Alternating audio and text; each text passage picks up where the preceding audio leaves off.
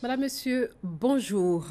La formation des instituteurs adjoints au CAFOP va durer 3 ans dorénavant et 5 000 instituteurs adjoints seront recrutés à l'issue du concours direct d'entrée au CAFOP. C'est ce qui ressort en substance du Conseil des ministres d'hier. 5 000 postes.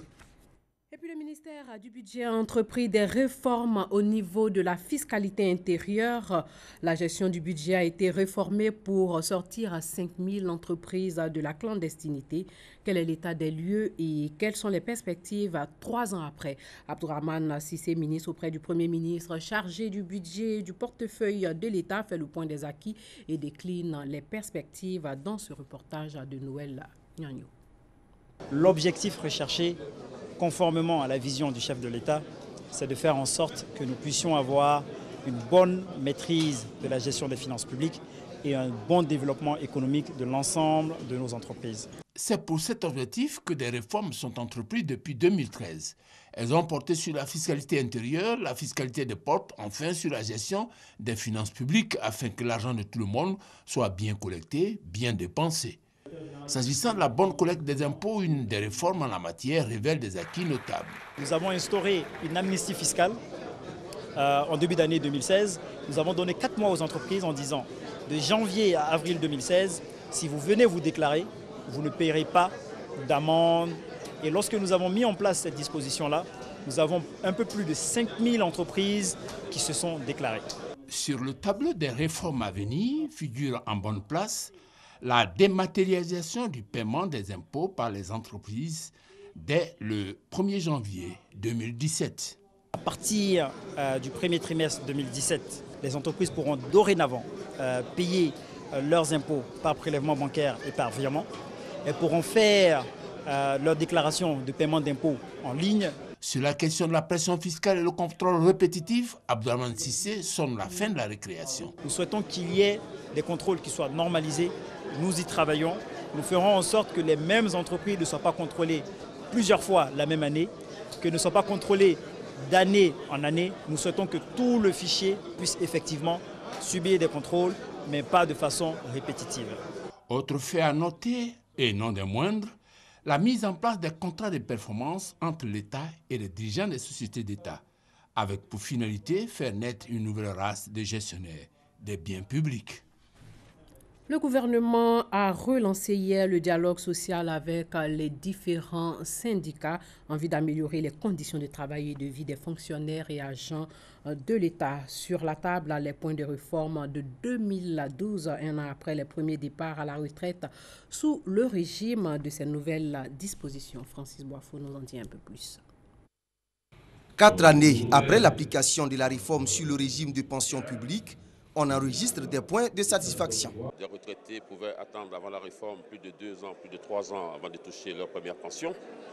Donc il y avait une discontinuité totale entre la première pension servie et le dernier salaire d'activité. Donc la réforme a permis de rétablir ces choses, d'ajuster, le fonctionnement de l'organisme de sécurité sociale conformément aux règles qui doivent être émises en la matière.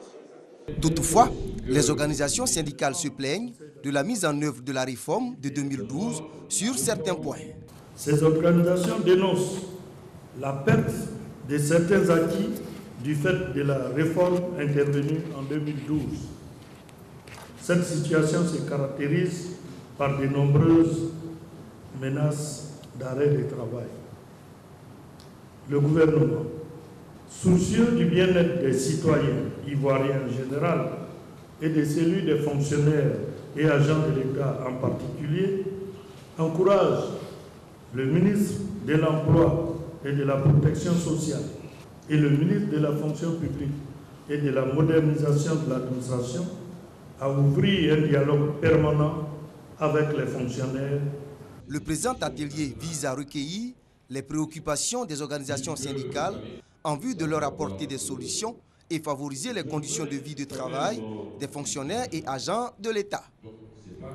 Sachez que les chefs coutumiers religieux de la région de l'Indénié du Blanc se sont engagés à lutter contre les abus sexuels. L'engagement a été pris lors d'une rencontre organisée à Abengourou par Save the Children. Le reportage de Honorina Ngori.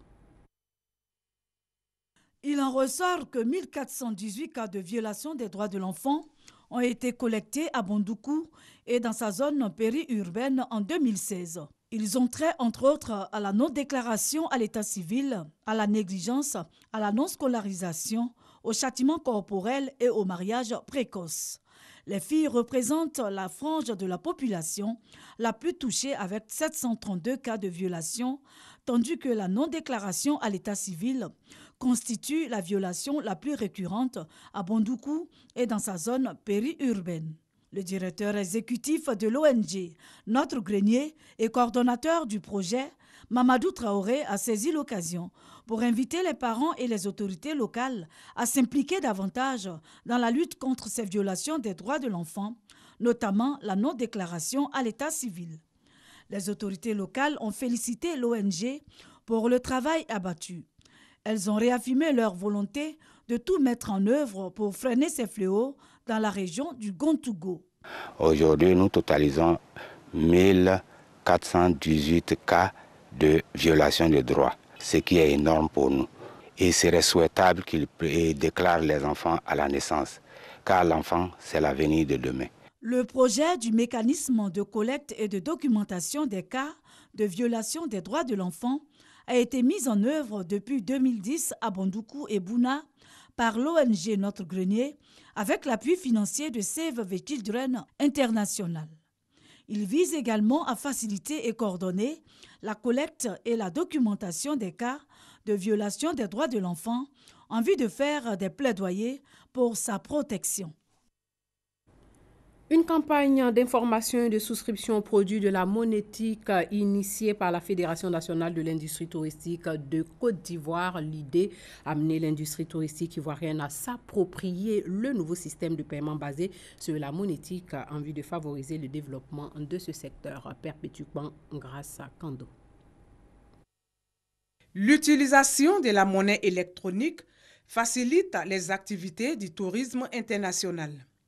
Une campagne d'information et de souscription aux produits de la monétique est initiée pendant 12 mois par la Fédération nationale de l'industrie touristique de Côte d'Ivoire, FENITOURSI. Nous avons constaté avec les statistiques de la recette mondiale du tourisme que les touristes qui détiennent des cartes magnétiques, des cartes bancaires, dépensent plus que ceux qui ont de l'espèce sur soi.